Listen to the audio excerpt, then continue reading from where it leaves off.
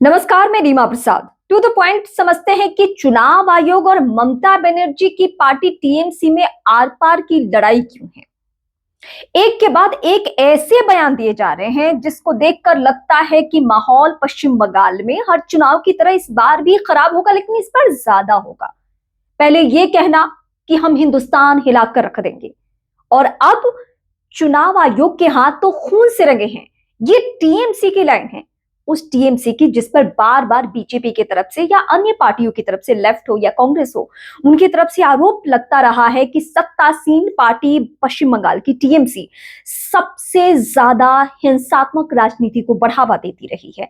और पश्चिम बंगाल के अगर अन्य राज्यों से आप तुलना करेंगे, वहां की परिस्थिति को भापेंगे, वहां अगर चुनावों को आपने देखा होगा, कवर किया होगा, या फिर आप दूर से ही उसको ऑब्जर्व कर रहे होंगे, तो ये आप फर्क जरूर कर लेंगे कि अगर बिहार जैसे प्रदेश में चुनाव है, या यूपी में चुनाव है, या तमिलनाडु में चुनाव है, या पूर्वोत्तर के किसी राज्य में चुनाव है, इन सारे राज्यों के चुनावों की तुलना में सबसे ज्यादा हिंसा की खबरें अगर कहीं से आती है तो वो राज्य है पश्चिम बंगाल। और वहां से अभी चुनावी माहौल से पहले ही, यानी एसआईआर की प्रक्रिया पश्चिम बंगाल में लागू है, और वहां को देखकर एक के बाद एक ऐसे स्टेटमेंट आ रहे हैं जिसको लेकर ममता बनर्जी की पार्टी को कहीं से भी सही नहीं ठहराया जा सकता। सीधे ये कह देना कि हम तो कुछ भी होगा हिंदुस्तान हिलाकर रख देंगे, इससे भी भड़काऊ बयान कि चुनाव आयोग के हाथ तो खून से रंगे हैं। हाँ, ये सच है, कई जगहों से ऐसे रिपोर्ट्स आने शुरू हो गए हैं जिसमें यह दावा किया जा रहा है कि बीते 22 दिनों की परिस्थिति ये है जिसमें 7 राज्यों के 25 बीएलओ की जान जाने की खबर आई है, और उसमें यह दावा किया जा रहा है कि ये बीएलओ सामान्य मौत इनकी नहीं हुई है, बल्कि कई जगहों से फांसी लगाने की खबर, कई जगहों से उनके कुछ जहर पी लेने की खबर ऐसी सामने आ रही है। ये सारे सवाल बहुत महत्वपूर्ण है, लेकिन इसके जवाब में आप इस तरीके के भड़काऊ बयान नहीं दे सकते हैं कि चुनाव आयोग के हाथ तो खून से रंगे हुए हैं, क्योंकि बिहार जैसा प्रदेश एक सशक्त उदाहरण आप कह सकते हैं। कई जगहों पे धांधली होती है, ये सच है। कई जगहों पे हेरफेर की भी गुंजाइश बनती है, नाम काटने को लेकर या किसी भी। तो अगर इस तरीके की कोई बात है तो आप सोशल मीडिया के जरिए चुनाव आयोग को लिख सकते हैं, राज्य चुनाव आयोग को आप कंप्लेन कर सकते हैं, और जहां पे सत्तासीन पार्टी विपक्षी खेमा ही हो तो उन्हें तो बहुत दिक्कतें होनी नहीं है। तो पश्चिम बंगाल तो वो प्रदेश है जहां ममता बनर्जी खुद सत्ता में है। अगर वहां चुनाव आयोग चाहकर भी अगर चाहे कि कुछ अलग तरीके से वहां काम करे तो ये इस बात की गुंजाइश ना के बराबर है। लेकिन फिर भी जिन जिन शिकायतों को चुनाव आयोग के सामने ममता बनर्जी की पार्टी ने रखा, टीएमसी ने, उसे चुनाव आयोग ने बाकायदा सुना, और उनके डेलीगेशन के साथ, उनके प्रतिनिधि मंडल के साथ तकरीबन 2 घंटे की बातचीत हुई। लेकिन इस बातचीत के बाद टीएमसी की तरफ से ये सबसे बड़ा स्टेटमेंट दिया गया है जिसमें यह कहा जा रहा है कि चुनाव आयोग के हाथ खून से रंगे हुए हैं।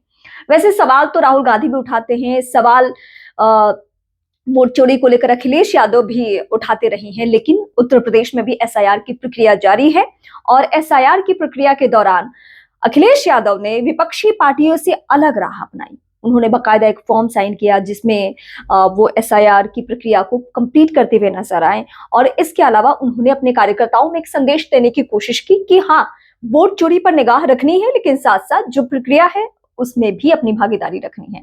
लेकिन ममता बनर्जी का स्टेटमेंट एसआईआर को लेकर, चुनाव आयोग को लेकर जिस तरीके से एक के बाद एक आ रहे हैं, चुनाव के माहौल में, यानी पश्चिम बंगाल के चुनावी माहौल में इन बातों का बहुत असर होने वाला है, और बहुत ही आप कह सकते हैं कि हिंसात्मक चुनाव हो जाएगा अगर बैक टू बैक इस तरीके से स्टेटमेंट दिए जाते रहे, बयान दिए जाते रहे। क्योंकि इससे पहले अगर मैं चुनाव का जिक्र करूं आपके सामने, तो वाकई चुनाव बहुत ही वहां पे आप हिंसात्मक कह सकते हैं। वहां हिंसात्मक राजनीति बहुत वो लेफ्ट के वक्त से ही देखने को मिल रही है। उसमें सभी पार्टियां एक ही जैसी दिखती है, क्योंकि कार्यकर्ता तो सभी पार्टियों के एक ही जैसे होते हैं, इस पार्टी से उस पार्टी में, उस पार्टी से उस पार्टी में जाते हैं। तो पश्चिम बंगाल वो प्रदेश है जहां लेफ्ट के कार्यकर्ता हो या बीजेपी के कार्यकर्ता हो या टीएमसी के कार्यकर्ता हो, सब एक दूसरे से भिड़ते हुए नजर आते हैं, और कई जगहों पे तो हत्या जैसी घटनाएं हो जाती है। तो ममता बनर्जी को बहुत संजीदगी से काम लेने की जरूरत है। अगर उनको एसआईआर को लेकर कुछ कहना भी है तो लिहाजा ये नहीं हो सकता है कि चुनाव आयोग के हाथ तो खून से रंगे हुए हैं। सवाल बहुत सारे ममता बनर्जी को लेकर उठ रहे हैं, उनके रवैये को लेकर, उनके सुलूक को लेकर उठ रहे हैं। वैसे भरोसा करना बहुत जरूरी है। चुनाव आयोग की धांधली या उस मामले पर जो एक माहौल बनाने की कोशिश राहुल गांधी कर चुके हैं, बिहार में आप यूं कह सकते हैं पूरी तरह से फ्लॉप हो गया।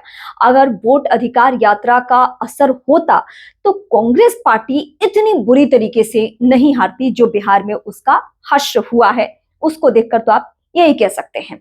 तो फिलहाल ममता बनर्जी को राहुल गांधी से सबक लेते हुए, एसआईआर की प्रक्रिया को कंप्लीट करते हुए अलग तरीके से वहां पे मुद्दे को उठाना चाहिए, या विपक्ष के खिलाफ या बीजेपी के खिलाफ अगर वो कुछ बोलना भी चाहती हैं तो और भी सारे सवाल हो सकते हैं, ना कि ये कि चुनाव आयोग का जो हाथ है वो खून से रंगा हुआ है, या अगर कुछ किसी ने किया तो मैं हिंदुस्तान हिलाकर रख दूंगी। ऐसी राजनीति के लिए कहीं भी जगह नहीं है। और मुझे लगता है कि ये तो बंगाली मानुष को भी रास नहीं आएगा जिस तरीके से बयानबाजी की जा रही है।